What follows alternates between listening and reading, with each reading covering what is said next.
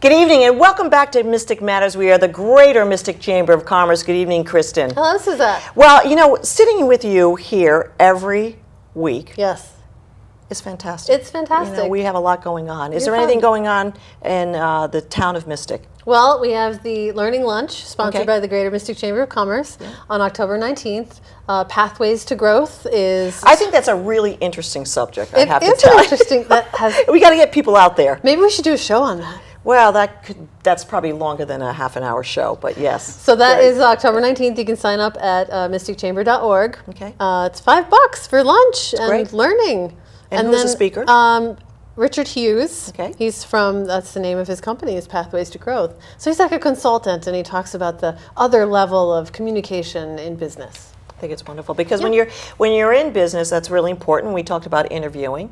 That's another important part of what he does too. Like what And we're learning doing right now. And what we're doing right now. And so, amazing. you know, I was right before the show having a few laughs, and I think everybody's going to enjoy this show this evening because we do have some very, very important people that we would like to introduce you to this evening. So why don't you go ahead, Kristin? Well, I want to preface by saying that for the last year and a half in the position I've been in, a membership manager at the Greater Mystic Chamber of Commerce, I've come to learn what the term politics really means, right? Okay. It really means... Can you spell it, though? That's the thing. Politics, we can say it, but can you actually spell it? I can spell it. It's spelled COMMUNITY. It's spelled community. Exactly. So this is the reason why there is politics, because Right. people disagree on what is good for the community. So do you think that's from a passion standpoint, why they disagree? Or should we just introduce, Let's introduce the people boys, that really yes. know? So these two guys have been at the forefront of what's happening in downtown Mystic and in some of the growth and successes and some of the not so successful Well, I would call it initiatives. controversial. Controversial, exactly.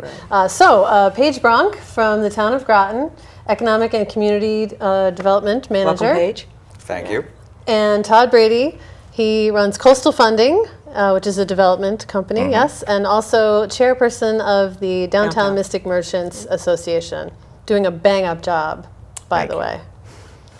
So let's sort of drill in here. You know, a few years ago, Mystic, downtown Mystic, and parts of downtown Mystic really was known as it was suffering. It was and, suffering. You know, every headline was, "No one's coming to Mystic." There was nothing going on. Empty storefronts. Empty storefronts. Big If I deal. had to hear that one, Yeah. and the green wall one more time, and it was really very depressing. So now we have a vibrant town, and we can only go forward from here. Yeah, we filled a lot of those vacancies. Even just over the winter, there was a lot of grumbling about that. And the Downtown Mystic Merchants was right in the middle of it. We called the paper and talked to people. Todd, why don't you tell us a little bit about what happened? Well, I mean, I think that we all know what happened to downtown Mystic over the last 5 or 6 years. We had the bridge work, we had the streetscape work, we had the economic crisis, and I think it took a big toll on a lot of our downtown It was merchants. basically the perfect storm, Todd. It was the perfect Yeah. storm, and it continued, and it came back year after year. And I think we lost a certain number of retailers who just couldn't maintain their businesses because of the disturbances in the economic downturn. And it didn't really get better when this work was done. So in other words, we had a 2-year lag really until this past year really, when during the spring we began to see a lot more new businesses moving into the empty spaces. And it's interesting that a number of the vacancies were in buildings that were owned by the same developer, and I think that he finally heard the message and made a more aggressive attempt to rent his spaces. And we now have a lot of new restaurants in town. They seem to be doing very well. We have a great bakery. We have a breakfast and lunch place, which downtown has not had for a long time. We have a new place that went into where Azu and Noka were, Chapter 1, and a bunch of new retailers, Seabags, some retailers from out of the area, not necessarily local retailers. And I think it's important to have a mix of local and retailers who have multiple locations and who've really proved their worth good vendors. Now, we were talking earlier about how having these new food vendors in, and even some of the smaller businesses like Karma Kitchen, Little Juicery, right, on some of the side yeah, streets. adds variety, and that really adds kind of value to the market. Paige was talking about that earlier. I definitely think food is key, not only for people that are here now, but visitors. It adds vibrancy, and I think it attracts more people and energy, particularly with millennials. Many of them are not necessarily interested in cooking. Absolutely. And I think having food offerings is a key component of a growing economy. So you can't have too many restaurants. You can actually have as many restaurants as you want. You can't be like, well, there should only be 13 restaurants in downtown. How can you compete with each other? It's more like the more, the better. Right, but you also hear, getting back to, there's a point there with the millennials, and then there has been a lot of study with urban lifestyle, where you have the mixed use of the apartment living, the condo living, and walking downtown and basically getting food, your coffee, the newspaper, and places to buy. And I think that's where the millennials are, that's what they want. But some of them don't even care for cars. And what we're doing is establishing a place where we can actually have that, and you can see that potential growth. Because with that potential growth is, future dollars. And that's what we need. But I feel there's a different synergy and energy this year with Downtown Mystic as well. And I want to just say Downtown Mystic. I think everybody that benefits from, even on the outskirts of Downtown Mystic. But did you notice a lot of traffic this year? I think there was a lot more traffic this summer downtown, and I think if you talk to the merchants, we have our monthly meetings with the Downtown Mystic merchants, and a number of them said that this summer was a much better summer than they've had in the past. And a lot more people coming downtown. And I think that Paige's point is well taken, that restaurants draw people. And I've often said that Mystic has the ability to become the eating and dining center of southeastern Connecticut. And as a former resident of West Hartford, I saw the same thing happen there, where they went from 18 restaurants to 58 restaurants in a matter of 20 years. So you talk about how many restaurants can an area support, and not all of them made it. But when one went out of business, another restaurant went into that spot, and the second one might have made it. So a lot of it is competition. Not everyone's going to do well, but I think it becomes a mass attraction. If you can't get into the Oyster Club, then you can go down the street to the Daniel Packer Inn. Right, you the just choice keep is walking. There. You park and you're there. You just keep walking. So to that point, Paige, and I love to walk, so the parking. Can we just go there and of course right to Paige? Forget about Kristin and I. That's it. But I've never had a problem parking in downtown Mystic. But when you've lived here all your life, you kind of know the ins and outs. But I still never had a problem parking in downtown Mystic. But as we get that influx of new stores, new restaurants, because for every there's a turn for the restaurants too. So you're going to get this constantly flow of people. What's the future for us, Paige, for Downtown Mystic? Before I jump into that, I want to say there's only one problem that's worse than a parking issue, and that is having no traffic. I agree. I have been in some communities that wished they had traffic. Traffic means people, money, investment, energy. So, to your question, to some degree, we are fortunate in having traffic flow. Absolutely. So what do we do from there? It's how you manage that traffic. It's how you manage the people, how you manage their vehicles. So I've heard people comment, we don't have enough parking spaces. Is Todd Brady one of those people? No. Okay. Yeah. Absolutely not. Go on. I don't get me going on that subject. I don't believe we're going to pave our way out of congestion. I don't think we're going to pave our way. Creating another parking lot isn't going to solve the problems. We probably need more of a parking management solution that would involve being more efficient with our parking spaces, and that would include on-street as well. How we want to regulate those, maybe having workers park elsewhere rather than on the street. Possibly consider how we might have some dedicated spots for scooters and motorcycles, how we might actually collaborate with existing properties to provide some parking solutions for them. So I think we need a parking management plan rather than simply saying we need more lots. More pavement. Now, what I think that in order for that to happen, we have to embrace tourism.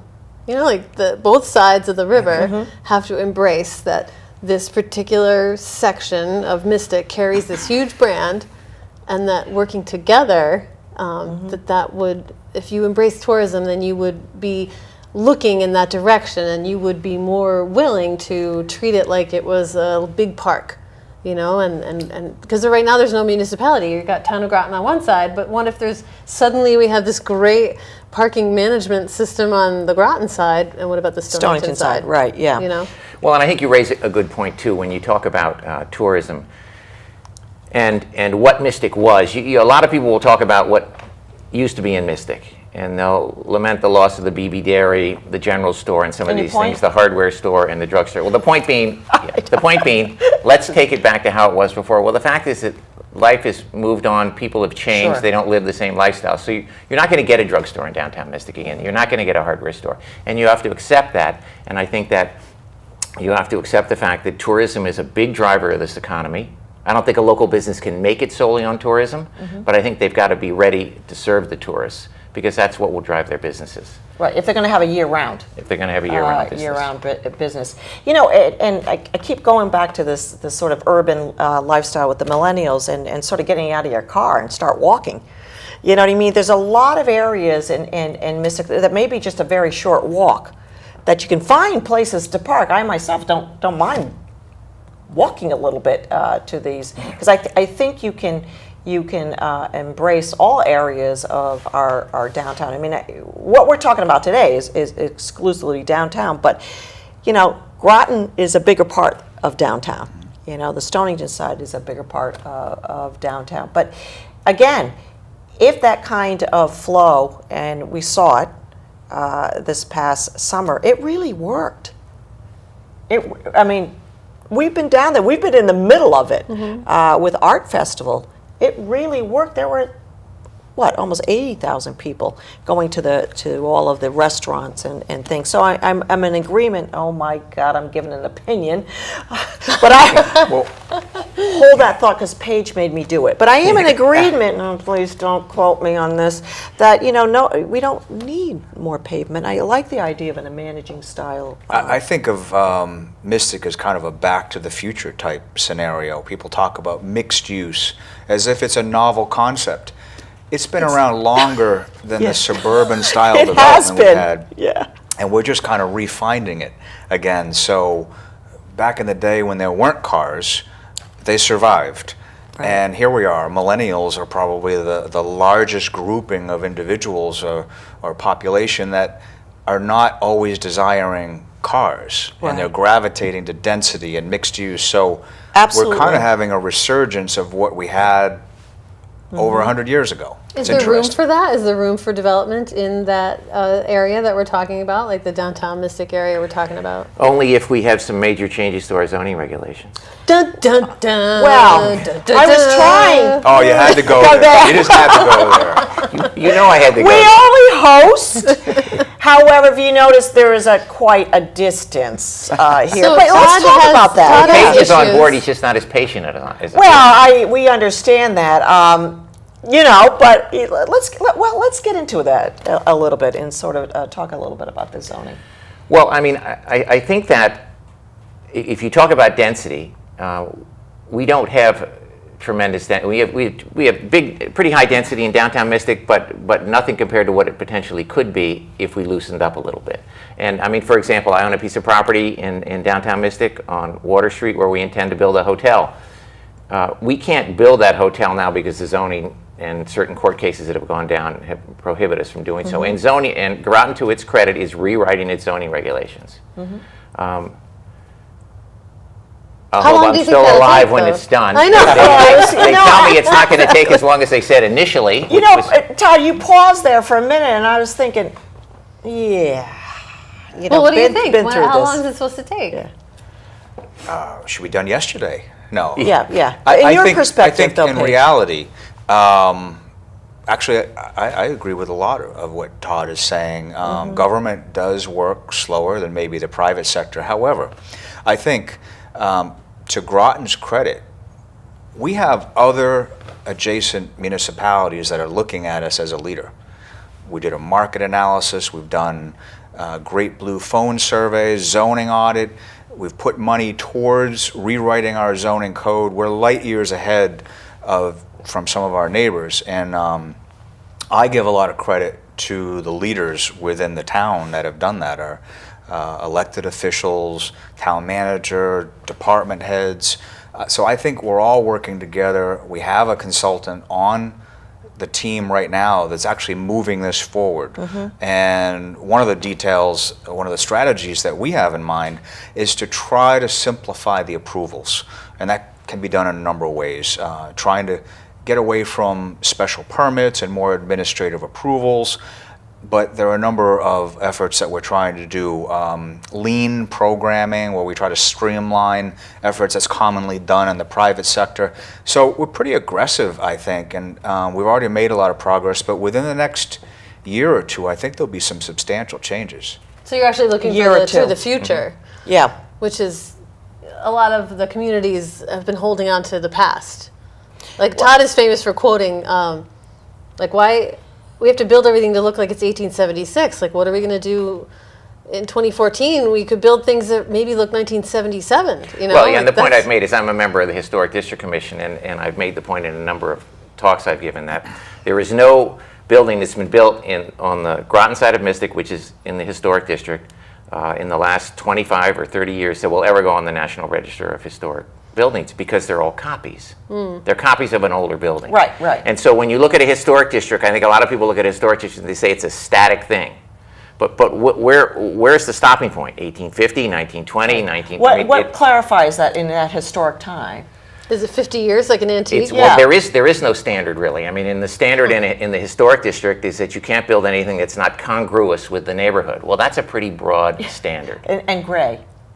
That's a pretty gray area. Well, gray and with lobster pots hung on the side of the building. Exactly. But you see, I think that we could really enhance our town if we built some more innovative architectural structures. And the Mystic Seaport's new building is a classic example of that. Just Plunked went to down the right open, in the middle of what and was gorgeous that? building. And an interesting building, and somewhat controversial, and that's good. Controversy is good. It raises the level of interest, and not everyone is going to agree. To stir up some controversy? Stir up controversy. No, I don't disagree with you, too. I mean, again, we love our town. And, if how many times do we even advertise the historic downtown Mystic?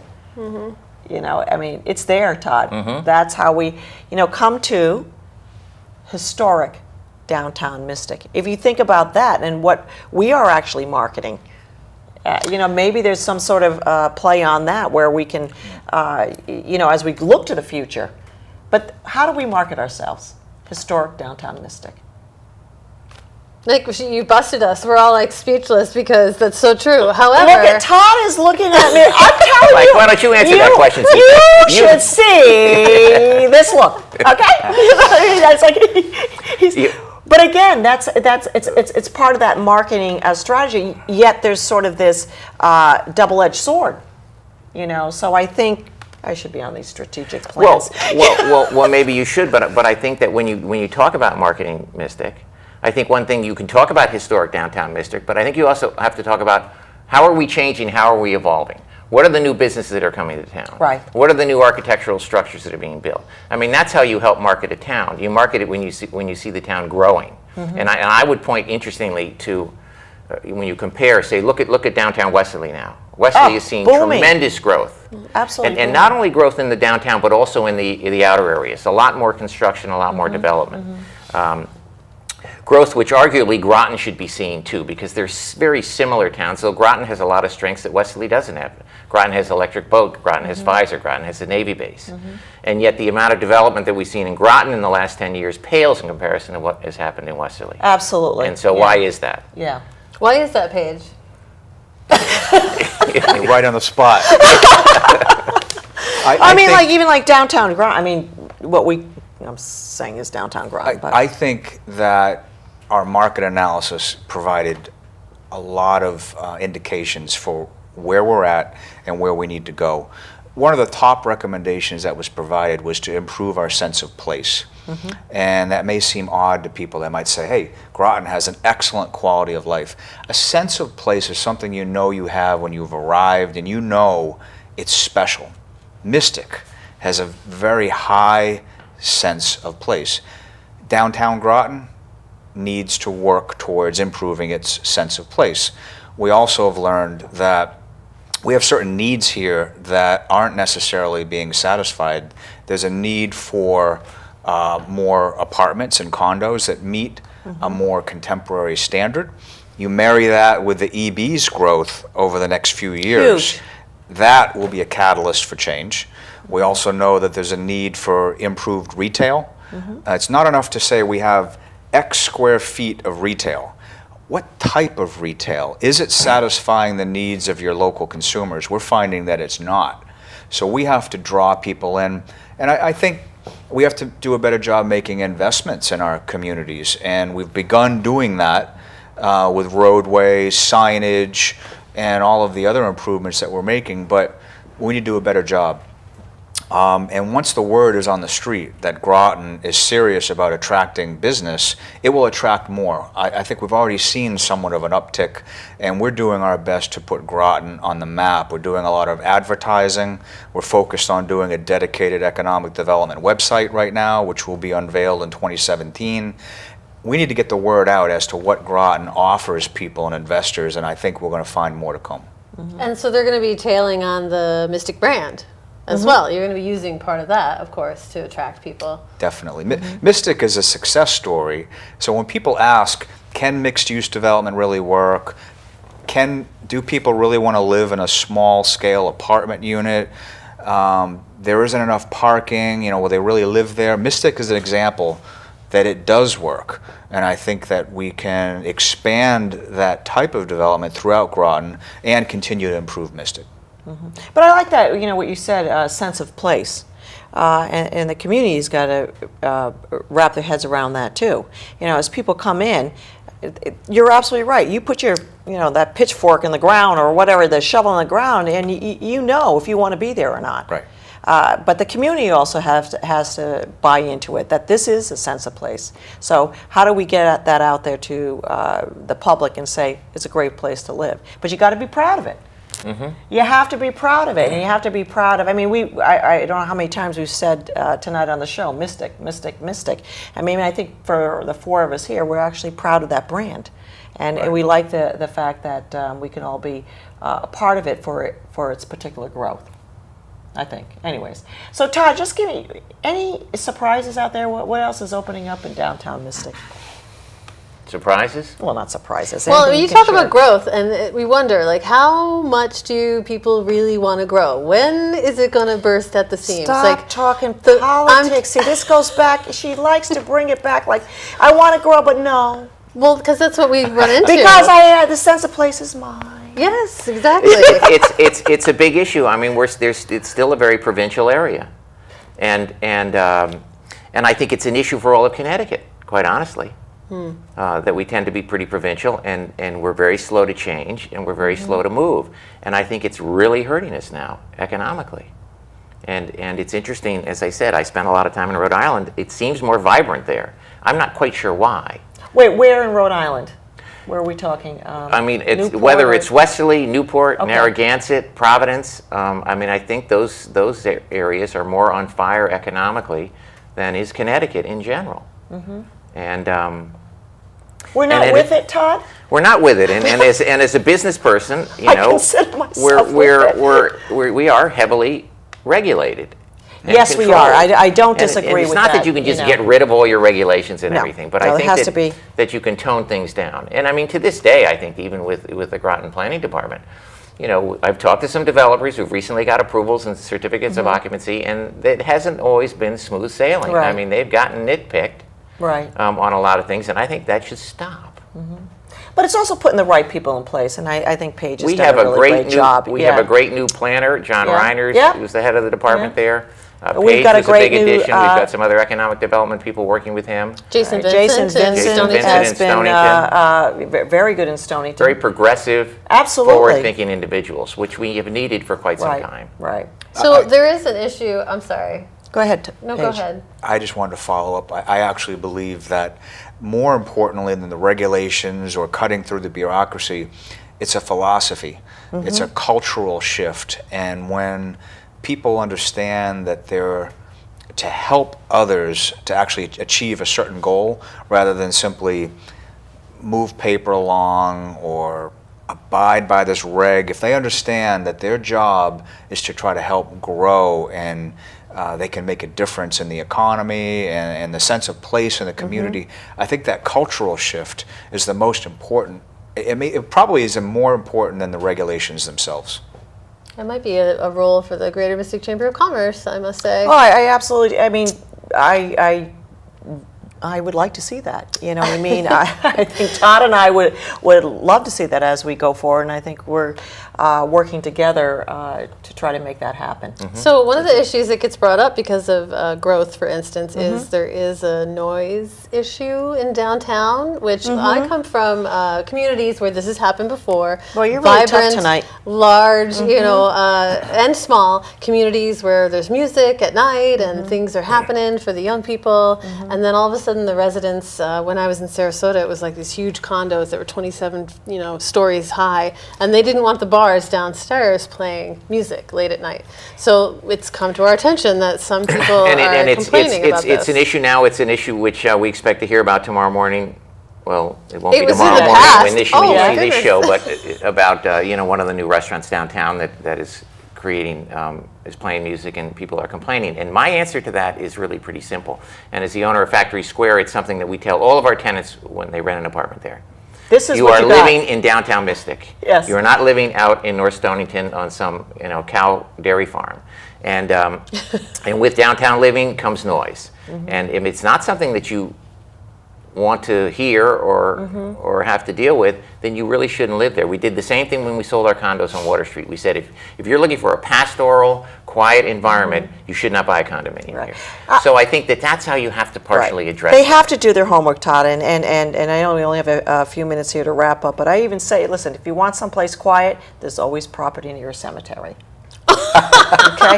No, but People are dying I to guess, get in there. No, but what I'm saying is, do your homework from where you're going to put your sense of place.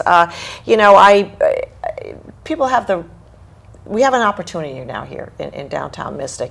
I happen to like that urban lifestyle. Bring more of the music on. I mean, there's a certain, and of course, on the police side of it too. We understand that. Sometimes it's got to be cut off at a certain time, but I think we can all live together. And right now, the synergy and the energy for downtown Mystic and certainly parts of Groton, because of the forefront thinking that Todd has brought and Paige, thank you so much for all you've done. That we're makes gonna me move think forward. that controversy is good. I mean, that's what you It's said in the very beginning. good, but you know what? We only have a few minutes, What? and you Okay. have no more questions I to have no more ask. questions to ask. But thank you very much, Kristin, for your foresight too, and Paige and Todd. We're going to wrap it up here. We are the Greater Mystic Chamber of Commerce. Mystic Matters. Good evening.